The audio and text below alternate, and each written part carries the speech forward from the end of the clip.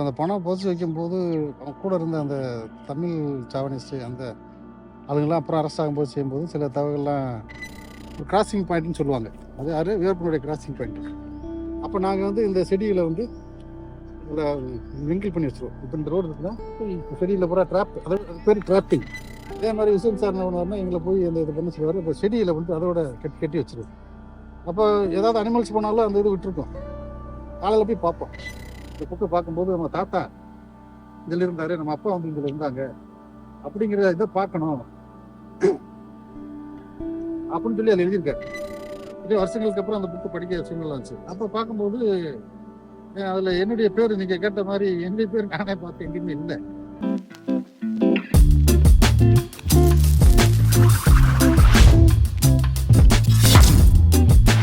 Vijayakumar sir எழுதின book த chasing த பிரிகேட்ல வந்து அவர் சொல்லியிருக்க விஷயங்கள் பார்த்தாக்கா வீரப்பனை விட்டுருந்தா அவர் ஒரு காட்டுக்கே ஒரு ராஜாவா இருந்திருப்பாங்க அப்படின்னு சொல்லி அவர் ரொம்ப அந்த இதை வந்து ஒரு பெருமைப்படுத்தி காமிச்ச மாதிரி தான் எங்களுக்கு படிக்கும் போது தோணுது சார். உங்களுடைய இதை பார்க்கும்போது நான் வந்து ஒரு டிபார்ட்மெண்ட்ல ஆபரேஷன்ல இருந்தவங்கனால அதை வந்து உண்மைத்தன்மையை 100% என்னால் சொல்ல முடியாது. இருந்தாலும் என்னுடைய மனசுல இருக்கிற ஒரு ஆதங்கத்தை உங்க கேள்வி மூலியமா நான் வெளிப்படுத்த விரும்புறேன். அப்ப நான் அதுக்கு சில பதில் சொல்லித்தே ஆகணும். அந்த புக்குங்கிறது வந்து பாத்தீங்கன்னா அவருடைய இதுல நான் ரொம்ப நாள் கழிச்சு முதல்ல இங்கிலீஷ்ல போட்டிருந்தாங்க. அதுக்கு வந்து அந்த புக்கை வந்து பப்ளிசிட்டி பண்றப்போ சார் கூப்பிட்டுருந்தாங்க, நானும் போயிருந்தேன். ஆனா அந்த புக்கினுடைய ரேட்டு 500 ரூபாய். புக்கு ஆபரேஷன் இருந்தவங்கள 500 ரூபாய் கொடுத்து அந்த புக்கை வாங்கணும். அந்த மாதிரி ஒரு பொசிஷன். அது வந்து எப்படி ஆச்சுங்க, 500 ரூபாய் கொடுத்துட்டு அந்த புக்கை வாங்கணும். இப்போ இதுல 500 ரூபாய் கொடுத்து வாங்கினீங்க சாதாரண நினைக்கலாம். ஆனா என்னைய மாதிரி ஆளு 500 ரூபாய் கொடுத்து நம்ம புக்கை நம்மளே வாங்கியிருக்குமே, என் புக்கை நானே 500 ரூபாய் கொடுத்து வாங்கியிருக்கேன். சார் அந்த சேசிங் த பிரிகேட்ல வந்து உங்களை பத்தி எங்கேயுமே நான் பார்த்த மாதிரி ஞாபகமே இல்லையே சார். புக்கில் அவர் எழுதுற புக்கில் கேட்குறீங்களா? புக்ல அந்த புக்கு கூட அந்த படத்தினுடைய ஓப்பனிங் இதுக்கு வந்து சென்னையில் வச்சிருக்கவங்க கூட எங்களெல்லாம் கூப்பிட்டுருந்தாங்க. நாங்கள் போனோம். ரெண்டாவது அவருடைய அந்த சாரினுடைய அந்த இங்கிலீஷ் அந்த ஸ்டைலுக்கு வந்து நமக்கு அர்த்தம் புரிஞ்சிருக்க முடியாததுனால வந்து நான் வந்து வாசிக்கவே இல்லை, கூட்டம். ஆனால் அதனுடைய தமிழ் எடிஷன் வந்து தமிழ் பிரிண்ட் ஆகி வந்துச்சு. வந்ததுக்கப்புறம் நான் அமேசானில் போட்டு அதை வாங்கி நான் ரொம்ப நாள் கழிச்சு படித்தேன். பெரிய வருஷங்களுக்கு அப்புறம் அந்த புக்கு படிக்க சூழ்நிலை வந்துச்சு. அப்போ பார்க்கும்போது அதில் என்னுடைய பேர் நீங்கள் கேட்ட மாதிரி என்னுடைய பேர் நானே பார்த்து எங்கேயுமே இல்லை. இருக்குமாங்கிற ஆர்வத்தில் எங்கேயாவது ஒரு சப்ஜெக்டில் இத்தனை இது பண்ணியிருக்குமே, எங்கேயாவது ஒன்று இருக்காதான்னு தேடி போய் பார்த்து அந்த புக்கை போலாம் படிச்சதுல எங்கேயுமே என்னுடைய பேர் இல்லை. அதுக்கு பதிலாக என்னுடைய ரோலுக்கு பதிலாக அவரை சுற்றி பக்கத்துல இருந்த அந்த ரைட் ஹேண்ட் லெஃப்ட் ஹேண்டா இருக்கிற அந்த அவங்களுடைய மைண்ட்ல இருந்த அந்த பேர் தான் போட்டிருக்காரு. ஆனா இந்த காளிதாஸ்ங்கிற பேர் எதுவுமே வரல. ஆனா அந்த ஆபரேஷன் முடிஞ்ச மறுநாள் ஏதோ ஒரு பேட்டிக்கு அவர் பத்திரிக்கை கொடுத்துருக்காரு. அப்ப வந்து அந்த பேட்டியில அவர் என்ன சொல்றாரு, கேட்டிருக்காங்க, நீங்க இந்த ஆபரேஷன் முடிச்சிங்கல்ல, இதுக்கு ஏதாவது ஒரு காரணம் இருக்கு, ஏதாவது ஒரு இருக்குமே, அது ஏதாவது ஒரு துருப்பு சீட்டு ஒன்று இருக்குமே, அது யாருன்னு கேளுங்க. அது மதுரையை சேர்ந்த காளிங்கிற ஒரு ஏட்டு இருக்காரு, அவர் தான் ஒரு பேட்டி கொடுத்தத ஈரோடு எடிஷன் தினமலர்ல போட்டிருந்தாங்க. இந்த பேப்பர் கட்டிங் கூட எனக்கு சொல்லி என் ஃப்ரெண்டு எனக்கு, சார் உங்க பேரை வந்து பேட்டி கொடுத்துருக்காருன்னு சொன்னதுக்கு அப்புறம் அந்த இதை வாங்கி வச்சிருந்தேன். அது எங்க மிஸ் ஆயிடுச்சு. அந்த இதுல இவர் சொன்னதை வந்து பேப்பர்காரங்க போட்டிருந்தாங்க. ஆனா அவருடைய புக்ல என்ன இல்லை. ஆனா எனக்கு இதுல என்ன ஒரு வருத்தம் அப்படின்னா, அவர் அந்த புக்கு எழுதும் போது ஆபரேஷன் முடியும் போது எனக்கு பேத்திகள்லாம் இல்லை. என் பசங்களுக்கெல்லாம் வந்து மேரேஜ் இல்லாமல் சின்ன பசங்களாக இருந்தாங்க, படிச்சுட்டு இருந்தாங்க. ஆனால் இப்போ எனக்கு பேரன் பேத்தி வந்துட்டாங்க.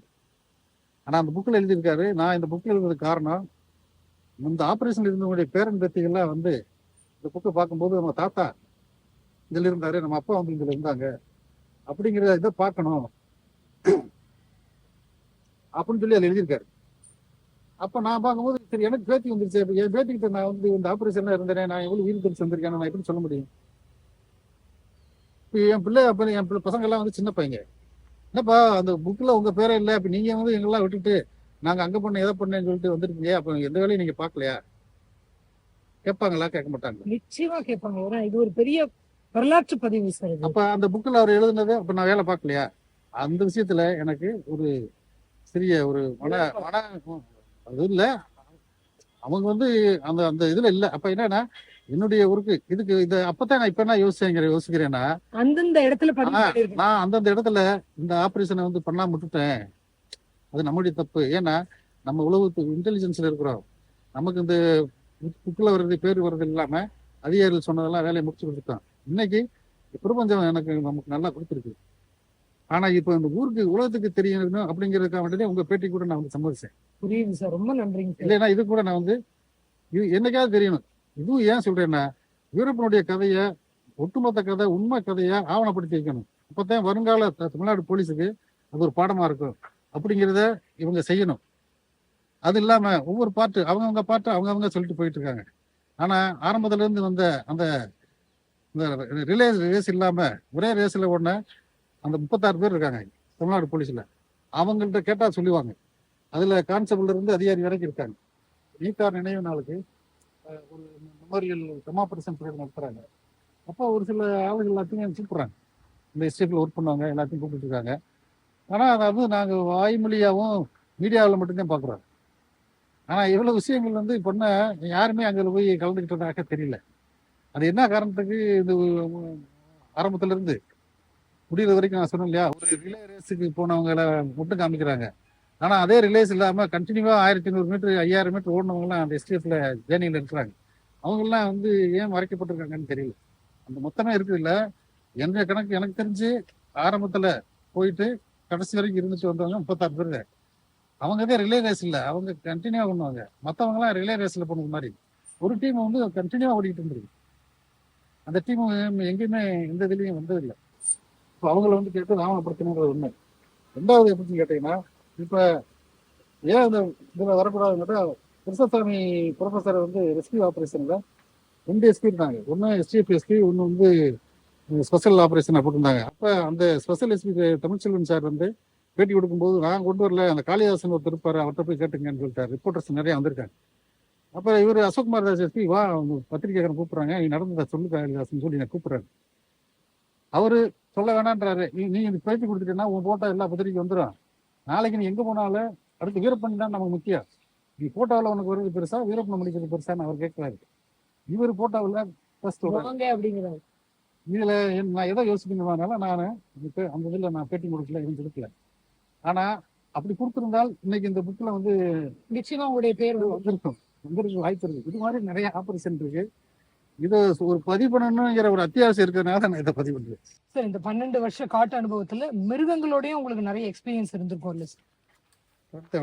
அதாவது ஃபாரஸ்ட்ல வந்து அது வந்து ஒரு அனிமல்ஸுக்குன்னே தனித்தனி டைப் ஆஃப் ஃபாரஸ்ட் இருக்கு. ஒரு ஃபாரஸ்ட்ல வந்து டைகர் மட்டும் இருக்கும். டைகரு ரேராக இருக்கும். பரவலாக வந்து பேந்தர் இருக்கும், இந்த சிறுத்தை இருக்கும். யானை வந்து எல்லா இடத்துலையும் இருக்கும். இந்த அனிமல்ஸ் எப்படின்னு பார்த்தீங்கன்னா, யானை இருக்கிற இடத்துல பார்த்தீங்கன்னா, இப்போ யானை அங்கே இருக்குதான்றதை நம்ம எப்படி கண்டுபிடிப்போம்னா, அதனுடைய ஸ்மெல் வந்து ஒரு 1/2 கிலோமீட்டர் இருக்கும்போதே யானையுடைய அந்த ஸ்மெல் தெரிஞ்சிருக்கும். நம்ம காமிச்சோம்னா தெரிஞ்சிடும். ஆனால் அது பக்கத்தில் சாணி போட்டிருந்தாலும் இந்த சாணியின் ஸ்மெல்லும் யானை ஸ்மெல் மட்டும் தான் அடிக்கும். யானையினுடைய ஸ்மெல் பாடியினுடைய ஸ்மெல்லுக்கும் சாணத்தினுடைய ஸ்மெல்லுக்கும் டிஃப்ரெண்ட் இருக்கு. அதை நம்ம பிரித்து பார்த்தோம்னா, பக்கத்தில் சாணி கிடக்கு இல்லை இப்போ இல்லை அப்படின்னா, இந்த கவுச்சி அடிச்சுன்னா பக்கத்தில் இருக்குன்னு அர்த்தம். அப்போ நாங்கள் கேர்ஃபுல்லாக போவோம், இருக்கான்னு பார்த்துட்டு போவோம். இது யானை என்ன செய்யணும், அது நம்மளை பார்த்து பயம், அதை பார்த்து நம்மளுக்கு பயம். அது வந்து சவுண்டு கொடுத்தோம்னா அப்படி ஒடுங்கி போயிடும். இது யானையினுடைய சுபாவம். அதை போய் தொந்தரவு பண்ணலன்னா அது ஒன்றுமே செய்யாது. இது இந்த சாணியை பார்த்து போயிடுவோம். அதே மாதிரி யானையோட நம்ம டிஸ்டர்ப் பண்ணால் அது வந்து விவசாயம். யானையினுடைய ஸ்பீடு இப்போ வந்து அது ஓடி வருதுன்னா, வர்றது ஒரு 50 மீட்டர் வந்துச்சுனாலும் அது எத்தனையோ மைலேஜ் 400 கிலோமீட்டர் ஸ்பீடில் வரணும். அப்படி உருவம். இதோ நான் ஒரு தடவை வந்து பண்ணாரியில் இருக்கும்போது சும்மா யானையோட சாயந்தர நேரம் அங்கே போகும்போது அங்கே இருக்கும், அது கூட விளாண்டுக்கிட்டே இருப்போம்.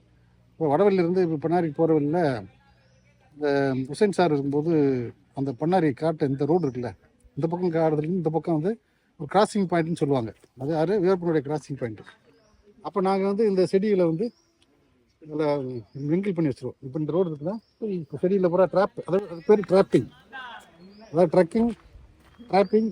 ட்ரக்கிங்னா மலை ஏறுறது, ட்ராப் பண்ணுறது. ஹுசைன் சார் பண்ணுவார்னா அவர் சில இதுகள்லாம் வந்து இந்த அமெரிக்கன் ஜங்கிள் சர்வேலன்ஸுங்கிற அந்த புக்கில் எல்லாம் கொஞ்சம் படிச்சுட்டு, அந்த புக்கெல்லாம் நான் எங்கேயும் கொடுப்போம், நாங்களும் படிப்போம். அந்த ஃபயரிங்கை பற்றி இதெல்லாம் இருக்கும்.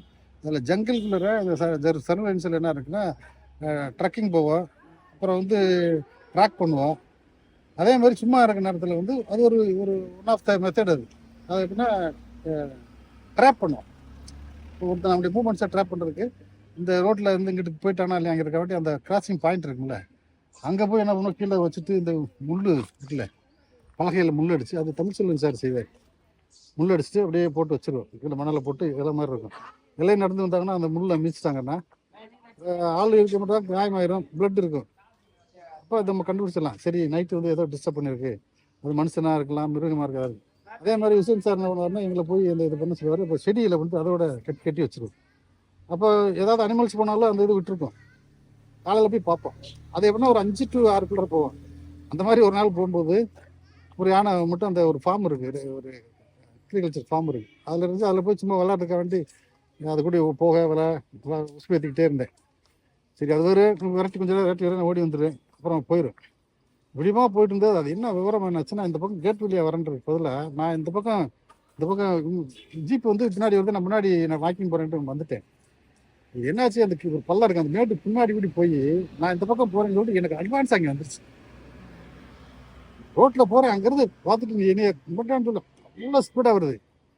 நான் ஒன்றுமே பண்ண முடியல, நம்ம பிடிச்சிருங்கிற அளவுக்கு கெட்ட அளவுக்கு வந்துச்சு. அந்த நேரம் பார்த்து எங்கள் ஜீப் வந்துச்சு.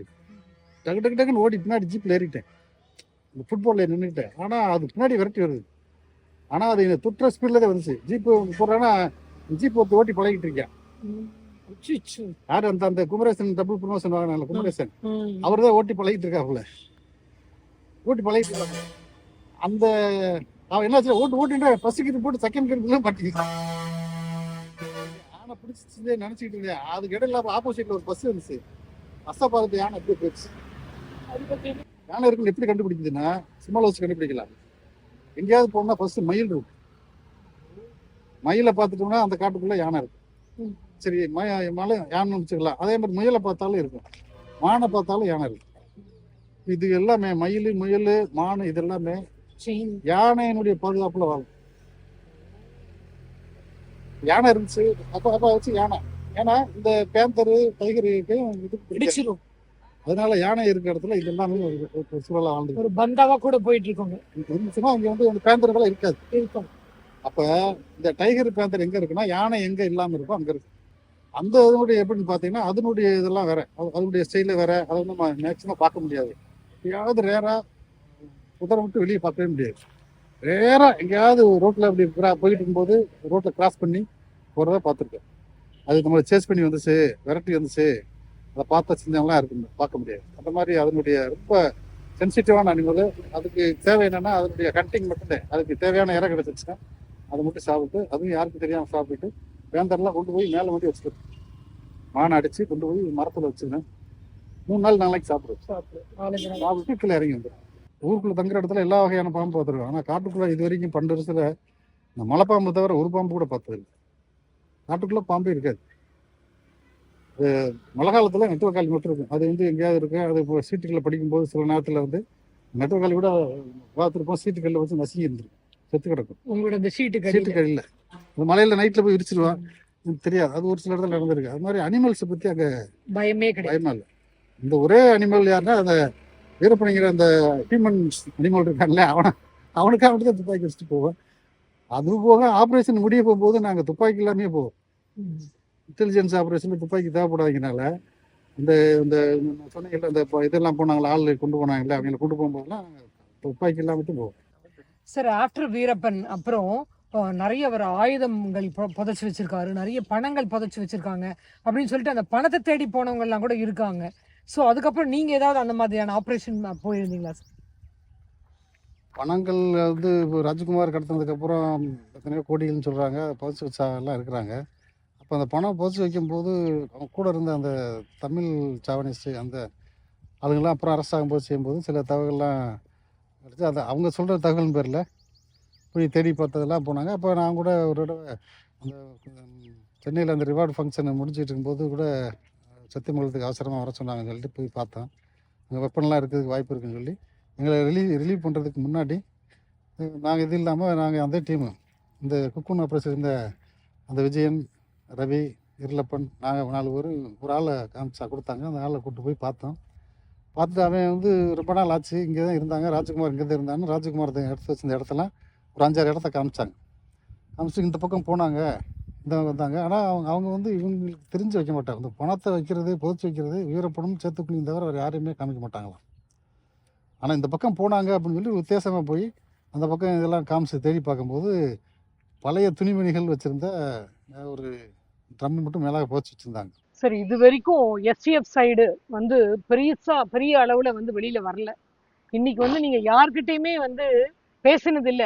ஏன் என்னோட சேனல்ல முதல் அப்படின்னு கூட சொல்லலாம்.